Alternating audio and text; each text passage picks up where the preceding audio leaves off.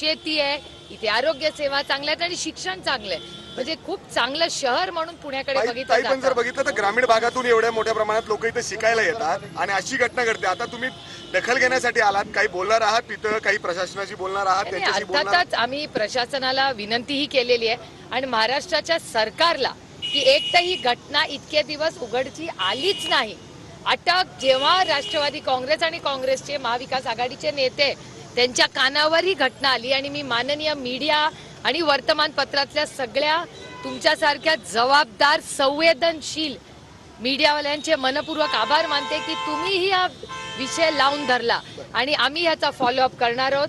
ही घटना झालीच कशी आणि संपूर्ण महाराष्ट्रामध्ये म्हणजे लाडकी बहीण म्हणून 1500 रुपये देतात.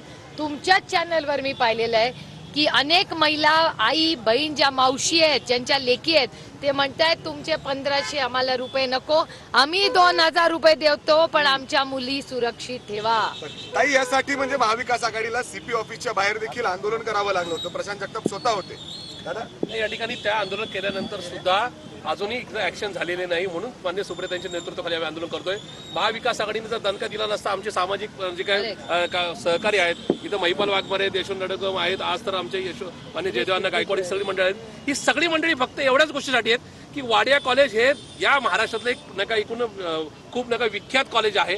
या कॉलेजच्या मॅनेजमेंटनी एका 17 वर्षाच्या मुलीला या संदर्भात एलसी देण्याची तयारी दाखवली, पण त्या ठिकाणी समोरच्या गुन्हेगारांना वाचवण्याची या ठिकाणी जी काय त्यांची भूमिका आहे ही निश्चित गुन्हेगारांना आणि महाराष्ट्रातल्या लोकांना मान खाली घालायला. यामध्ये गुन्हा दाखल झालेला आहे, 4 आरोपी सध्या त्यांच्या अटकेत सुद्धा आहे. आता तुम्ही काय मागणी करताय प्रशासनाकडून? आमची मागणी आहे की अशा कुठल्याही कॉलेजमध्ये म्हणजे आता वाडिया कॉलेजसाठी आपण गायकवाड साहेब आणि आम्ही सगळे इथे आलोय.